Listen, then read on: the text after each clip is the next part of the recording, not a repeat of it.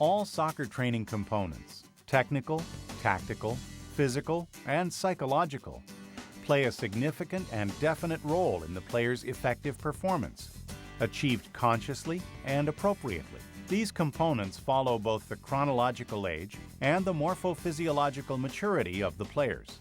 The physical component may be defined as the systematic repetition of movements that produce morphological and functional adaptation reflexes, with the objective of improving performance within a set period of time. It consists of training methods and processes used sequentially over a period of time. They aim at taking the player to the peak of his particular physical fitness level, starting from an optimal foundation. Physical training plays an extremely important role during a game which requires various movements and planning in order to develop every skill needed for game day. Workouts should focus on yielding the best possible results over time. We should observe the appropriate age to intensify training in order to achieve effective results. Physical training of young players is different from that of the professional soccer player. Training for youth and teenagers is a long-term process with different procedures and programs from the ones used with adults.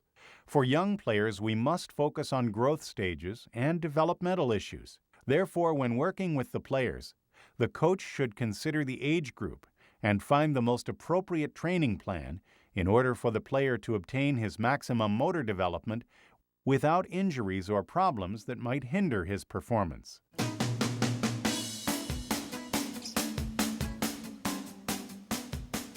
The objective of this video course is to explain, clarify, and discuss all areas of physical training for soccer players.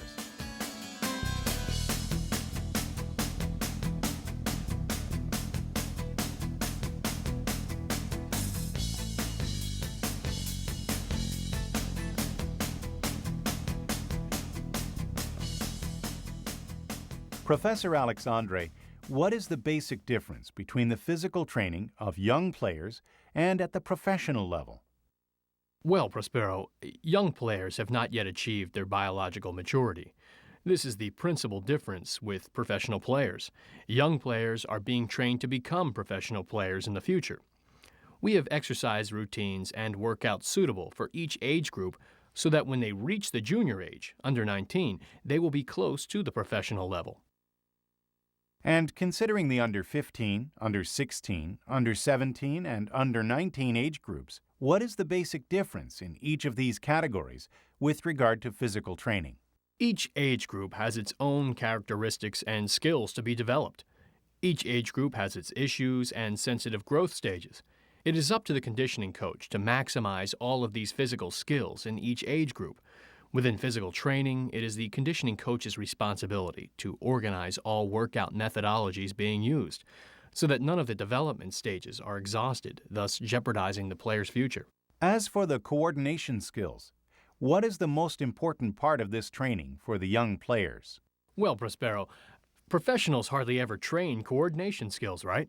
The under 13, under 14, and under 16 age groups is when the players are best suited to improve and perfect each coordination skill. And what are the benefits for the player? In general, when the player already has these skills well trained, he will reap the benefits during a game. He will experience less fatigue. If the player is able to run without great fatigue, he will perform better in the field. As for the evaluation standards, what do soccer professionals consider today as evaluation standards, especially in young players? The available literature is our main resource. Through these books, the German school and the American school set the foundations to develop the standards. Using them as a reference, we started to develop some plans adapting them to the style of Brazil and are now developing our own standards here in Brazil. For some of these standards, we used as reference players who have been training through the different age groups for years, and these standards have served as the foundation for our own procedures.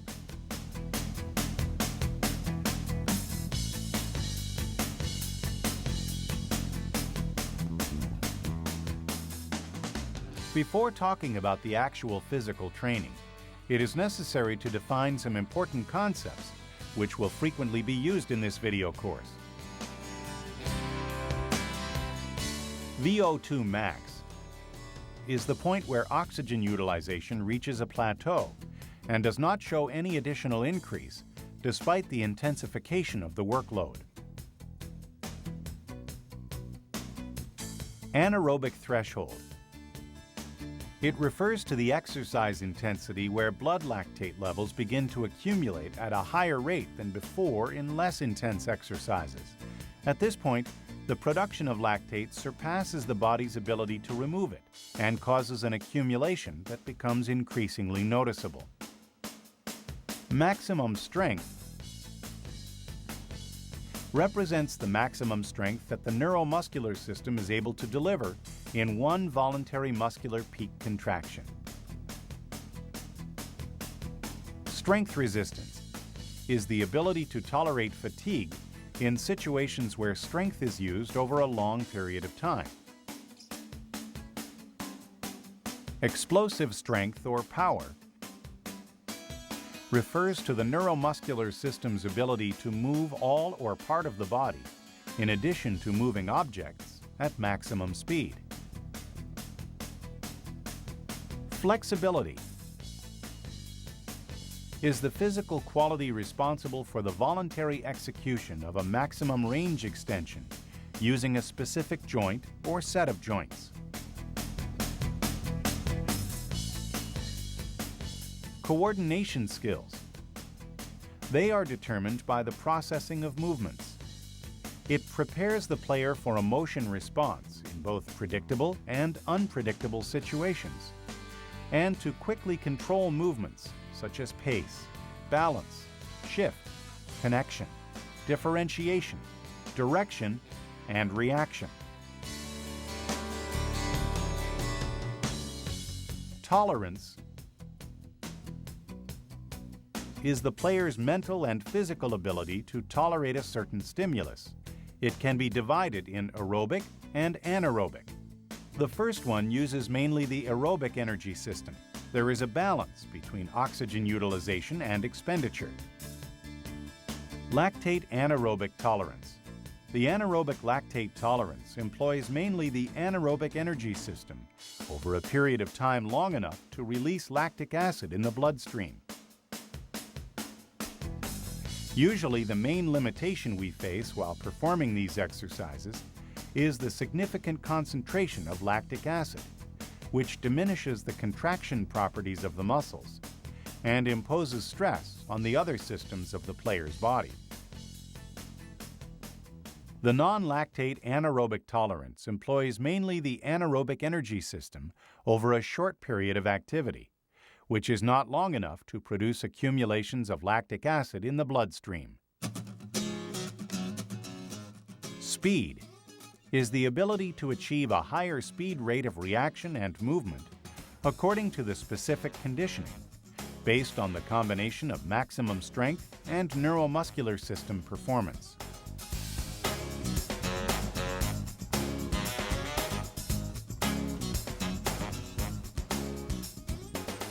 Training session refers to a set of exercises relatively isolated in time, targeting specific tasks of a certain microcycle of the player's training.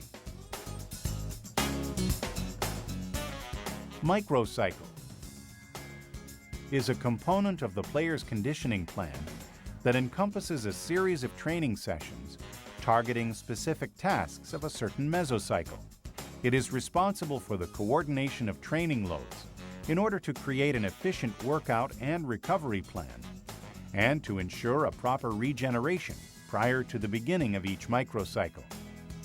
In other words, its purpose is to provide an objective approach in order to take advantage of the training loads and sessions planned. The length of a microcycle is usually 1 week. Mesocycle represents the structuring component of the player's conditioning process and encompasses a series of microcycles targeting specific tasks of a certain macrocycle. This period emphasizes certain physical abilities. Macrocycle refers to the planning of an entire season. When considering the overall process, the macrocycle is without doubt the main guideline for the distribution of training activities.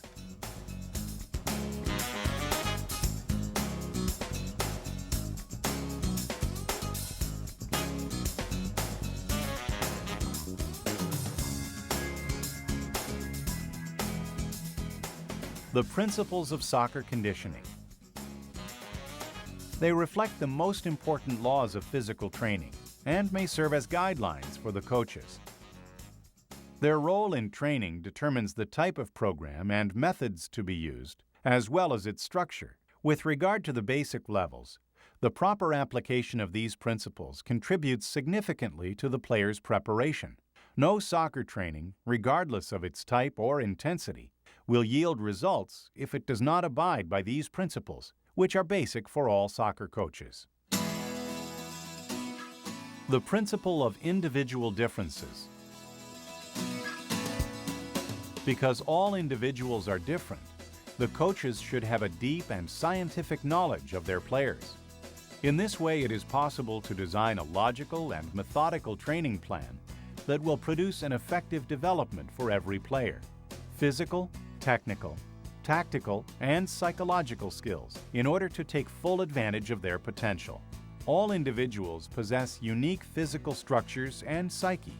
In order to observe the uniqueness of each player, it becomes necessary to create different types of training plans during the process of soccer conditioning. The coaches usually deal with groups of 16 or more players. They face a rather complex situation when developing a training program, given the heterogeneity of their players. Therefore, in order to maximize all psychological, tactical, and physical programs, it becomes necessary to learn the weaknesses and the strengths of each individual player. It is important to learn in greater detail the weaknesses and strengths of each one in order to maximize all psychological, tactical, and physical programs. This principle is even more important in young players, as it is directly related to the biological maturity of the player, especially regarding the use of appropriate stimuli during the most sensitive stages of motor development. For example, it becomes apparent that a player in the under 16 age group should practice activities that are compatible with his age group, without ever having to go through training routines that might compromise his development. The principle of adaptation. This is one of the most important principles in soccer conditioning. In the broadest sense of the word, adaptation refers to the body's ability to adapt to everyday life, work, and natural conditions. Thus, it involves processes that occur at different levels: cellular, organic, systemic, and the body as a whole, which can be measured based on length and a series of individual generalities, or a certain period in his life. Adaptation is expressed as a performance increase and as a response to the conscious application of training stimuli. Properly applied stimuli will immediately become apparent through an improvement of the activities of different organs, as well as their efficiency and ability to recover. The player's body also reacts to the skillful application of stimuli. Workloads that are not in accordance with the set goals will produce regression in the player's development. The principle of adaptation is based on the adequate rate of stimuli and recovery, in addition to the right volume and intensity. It produces positive results only if it conforms to certain factors: environment, player's tendency, specific purpose of the stimulus, perfect exertion-rest ratio, use of different types of exercises, and proper workout schedule.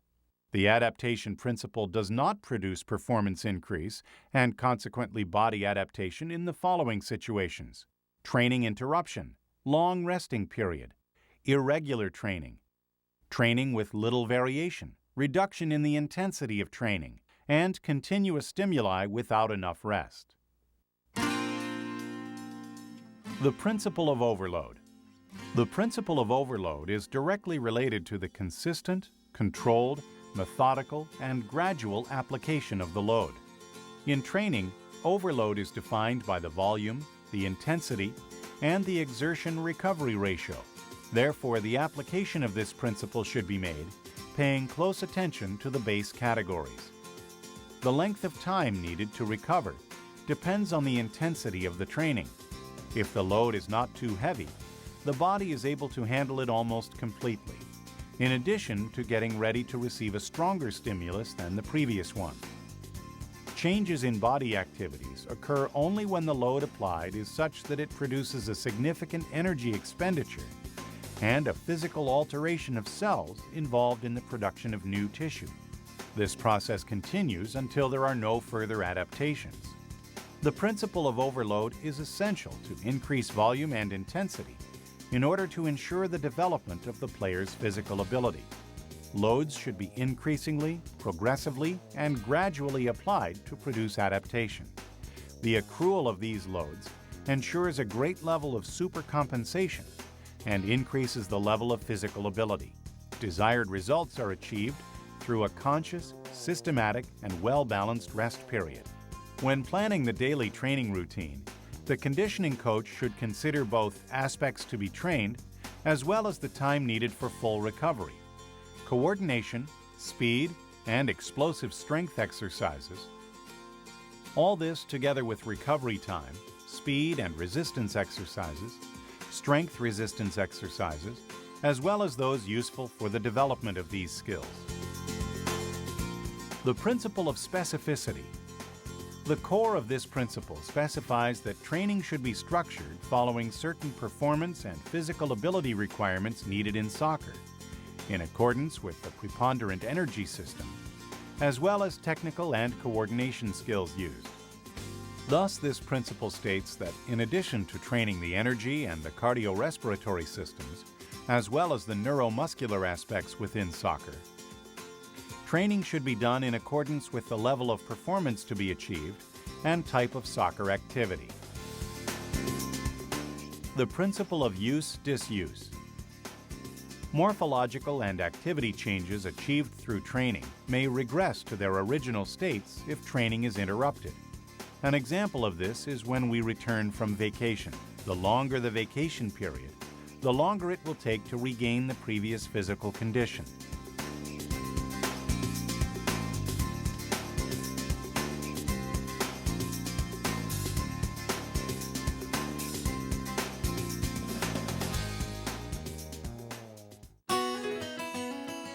Scheduling. Scheduling is directly related to planning. Planning should be aimed at structuring the different stages with the purpose of achieving goals in the short, medium, and long term, with frequent re-evaluations should they need modifications. In this way, we contribute to a more effective training. The training planning process should allow certain flexibility in its structure with the purpose of achieving the preset goal. Therefore, we can define scheduling, systemization, programming, as well as general and specific planning of the training process that determines the rational organization of training loads within a well-defined period of time.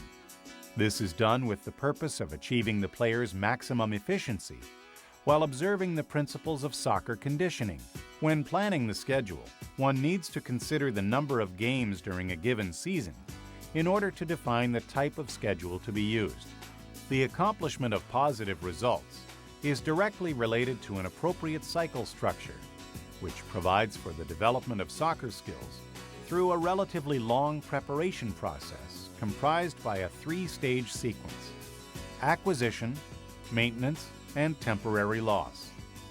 The combination of these three items is related to the concept of macrocycle, which is divided in 4 stages: pre-preparatory, preparatory, competitive, transitional. The pre-preparatory period. It is crucial for maximizing the training process. During this period, all variables are recorded, and there is an evaluation of the different stages in order to formulate a complex set of procedures to be followed. This period allows the coaches to make an initial decision as to where guidelines are established, considering all the variables involved in the process of soccer conditioning, such as human and material resources, facilities, game schedule, analysis of both internal and external conditions, objectives and goals, Initial evaluation of the player's performance. Pre-preparatory period. Its purpose is to provide physical, technical, tactical, and psychological conditioning to all players. This period will play a key role in their performance during the season and will positively influence the results, as well as the development of their soccer conditioning. The preparatory period is defined by the general training of the player. It is aimed at raising the level of basic physical condition to an ideal state for the annual training. Given the complexity of soccer, the interdependency between physical abilities and the process of physiological, morphological, and biomechanical adaptation, it is crucial to divide this period into two different stages. Basic stage. One of the properties of the training during this stage is non-specificity. The objective is to expand the body's functional base through training focused on general conditioning, which, directly or indirectly, is necessary to achieve better fitness levels in the subsequent stages. Physical abilities during the basic stage. Aerobic tolerance, targeted muscular resistance, flexibility, dynamic strength, muscular hypertrophy. Features of the basic stage. Preponderance of volume. Physical work has priority. Longest stage of the macro cycle. Avoid competition. Evaluation period. Specific stage. The hallmark of this stage is training specificity in structure or content. The objective is to develop to the highest level the ideal conditions needed to quickly attain physical fitness. Physical skills trained during the specific stage. Lactate and non-lactate anaerobic tolerance. Explosive strength. Speed. Flexibility. Features of the specific stage. Preponderance of intensity. Focuses on technical and tactical training. Training specificity. Encourages competitiveness. Competitive period. Focuses on games.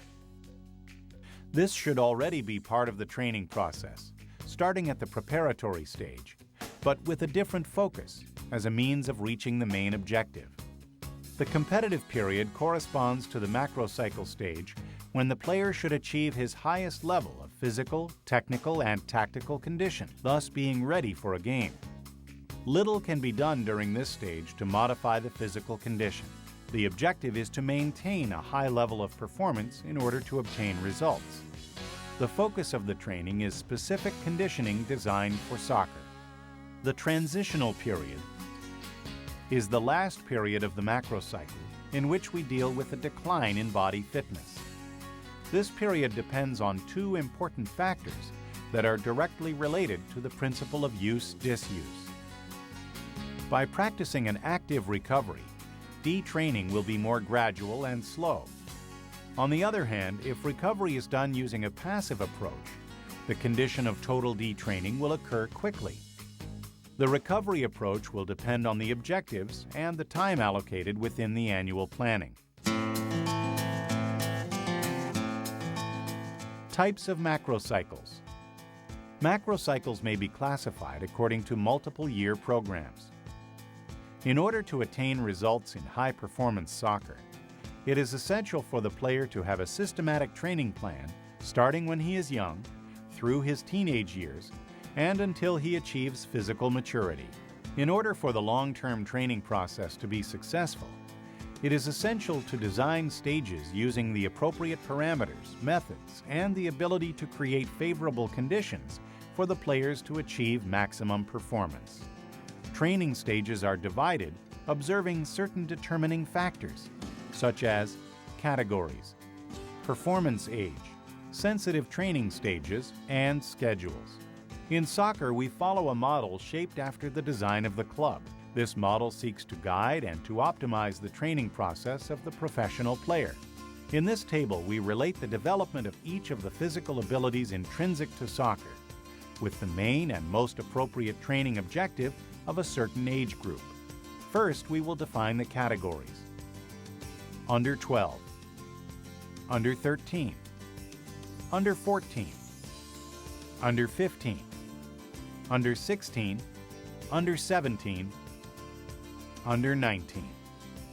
Coordination skills should be developed to the highest level of performance, starting in the under 12 through under 16 age groups.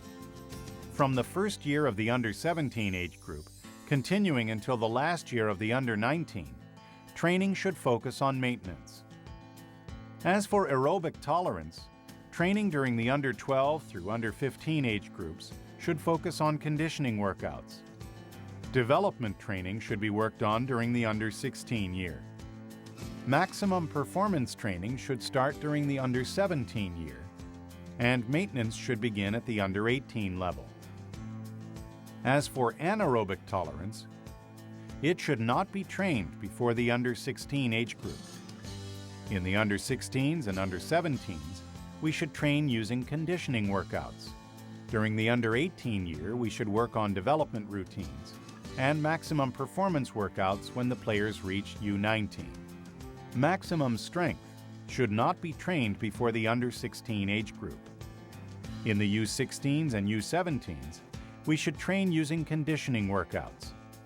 In the U18 age group, development routines should be practiced, and maximum performance training should be incorporated at the U19 level. Explosive strength should not be trained prior to the U15 age group. At under 15, we should train using conditioning workouts. Starting in the U16s and in the U17s, we train using developmental workouts, and maximum performance workouts are incorporated from the under 18 level. Strength resistance should not be trained until the U15 level. Initial workouts should begin in the under 15s and continue into the U16s when the development routines are introduced. Maximum performance is trained from the under 18 age group. Reaction speed should not be trained through under 14. At U15, the players start to work in this area, and developmental workouts are introduced at the U16 age level, culminating in maintenance workouts from the U17s. Cyclical and acyclical speed. Conditioning workouts should begin at under 12 and be worked on through to U16, where development workouts are introduced. In the U17s, we train using maximum performance workouts, and in the U19s, maintenance routines. Flexibility. Conditioning workouts should be practiced with the U12s. Developmental workouts start at U13. Maximum performance is structured in the U14 through the U16s, and maintenance workouts are introduced at the under 17 level. General muscular resistance and targeted muscular resistance. Conditioning workouts should be trained in the U12 through U14 age groups. Developmental workouts are trained in the under 15s and under 16s.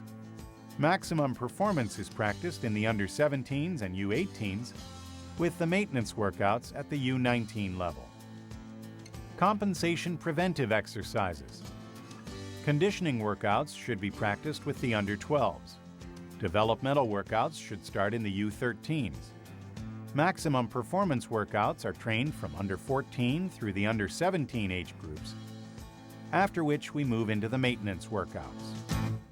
During the process of scheduling in soccer, different categories are trained with the single objective of achieving the player's ideal physical condition. Consequently, this process should follow the rules of a multiple-year training program. At the same time, each category has its individual goals to be achieved. Therefore, the scheduling process should be designed to meet all of these proposed goals. In the last 5 years, we have gathered information about the physical aspect of young soccer players. This has led us to the conclusion that establishing parameters for different physical skills and a training routine focused on performance development would be the most efficient process for multiple-year programs, as well as individual programs in each category. Types of macrocycles: single, double, and triple. Within the process of multiple-year scheduling, there are different approaches that may be used in annual planning. They are divided into single, double, and triple. Factors such as scheduling, performance-sensitive stages, and soccer characteristics will determine the best way to plan schedules in a given year. In soccer, the most common way to organize these plans is to use the double or single approach. The reasoning behind this is the excessive amount of leagues and tournaments that comprise the Brazilian calendar.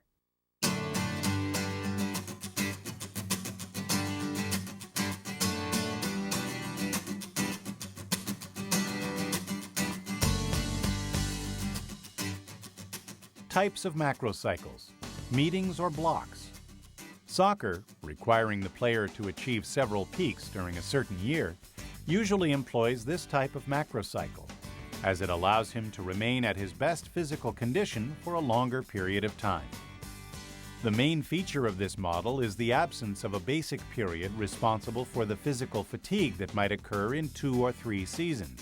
In Volume 1 of this video course, we focused on the theory of physical training in soccer. In Volume 2, we will focus on tests and physical training methods.